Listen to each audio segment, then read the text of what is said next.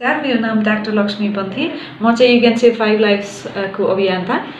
मैले तामाकोशी अस्पतालमा as a doctor काम गर्दै गर्दा त्यहाँको जनसमुदायलाई यो तालिम दिएको थिएँ। त्यहाँ ट्राफिक, आर्मी, शिक्षक, विद्यार्थी लगायत सबैलाई दिँदाखेरि त्यहाँको जनतामा चाहिँ 75 to 95% सम्म यो सम्बन्धी जानकारी नभएको हुनाले यो मैले प्रदेश सरकार, गण्डकी प्रदेश सरकारलाई यो प्रपोजल दिएँ र गण्डकी प्रदेश सरकारबाट पनि यसको लागि प्रोग्राम छुट्टै बजेट स्वीकृत भएर हामीले 11 जिल्लामा मेरो नेतृत्वमा चाहिँ 5 जना डाक्टर सहित हामीले 11 जिल्लामा यो कार्यक्रम एकचोटि भ्यायौँ र अहिले चाहिँ हामीले फेरि यो पालिका, नगरपालिका, गाउँपालिका, अफिस मार्फत पनि यो कार्यक्रम चाहिँ अझै तीव्र बनाइरहेको छौँ। मनमा लागेर डक्टरसाहबसँग रिक्वेस्ट गर्दाखेरि म त अरू दिन त भ्याउँदैन कि बिहानै अर्ली इन द मर्निङ हुनु चाहिँ हस्पिटल सुरु हुनु होला कि चाहिँ रात बेलुका हस्पिटल सिक्केपछि उसलाई चाहिँ उठेर हिँड्न भन्नुहोस्, त्यो इन्करेज गर्नुहुन्छ भने बी नम्बर स्कुल हेल्थ एजुकेसनको रूपमा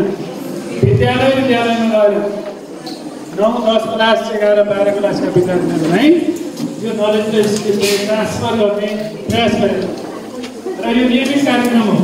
अर्को साल पनि हुन्छ, अर्को स्कुलमा हुनसक्छ।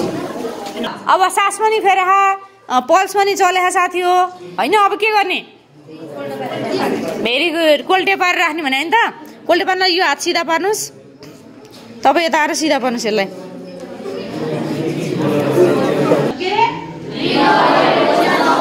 रिकभरी पोजिसन भन्नुहोस् त। Very good. यदि सफोकेसनमा भएर लडेर कोही मान्छे पेन भयो भने त्यसलाई सुरक्षित ठाउँमा लगेर हावा आउने ठाउँमा लगेर यस्तो पोजिसनमा राख्नुहोस्। एकछिनपछि होस आउँछ। होस आयो भने यही पोजिसनमा तपाईँले उता उठ्ने होसको त। तर मुखबाट खाना दिने होइन। दिने कि नदिने?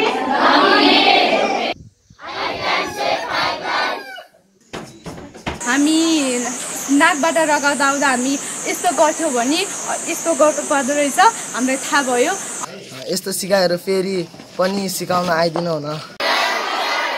अबको दिनमा यू क्यान सेभ 5 लाइफ्स भन्ने सूत्र चाहिँ प्रयोग गर्नेछन् र आज हाम्रो 70 जना भाइ बहिनीहरूले अब 70x5 जना स्टुडेन्टको लागि र परिवारको लागि यो लाइफ बचाउनेछन् भन्ने हामीले आशा राखेका छौँ। यो कार्यक्रमलाई फेरि पनि ल्याइदिनुको लागि उहाँलाई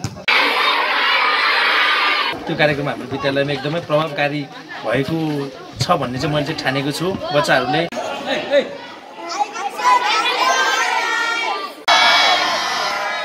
एक सहभागीले 5 जनाको जीवन बचाउने अभियान अन्तर्गत यो कार्यक्रम सञ्चालन भएकोमा हामी अत्यन्त खुसी छौँ र हाम्रो यो अभियानलाई हामी अत्यन्त तीव्र रूपमा हाम्रा ग्रामीण क्षेत्रमा रहेका जुन चेतनाले टाढा रहेका हाम्रा ग्रामीण क्षेत्रमा बसोबास गर्ने हाम्रा अभिभावकहरू माझ विद्यार्थीलाई उपयोग गरेर हामी यसलाई अत्यन्त प्रभावकारी रूपमा अगाडि बढाउने प्रतिबद्धता म विद्यालयको तर्फबाट व्यक्त गर्न चाहन्छु।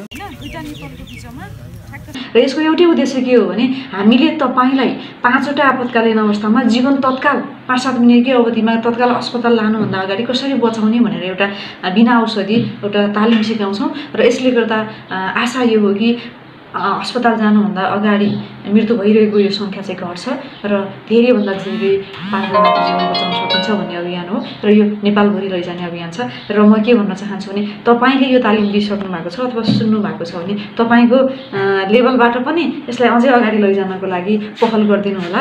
धन्यवाद। नमस्कार।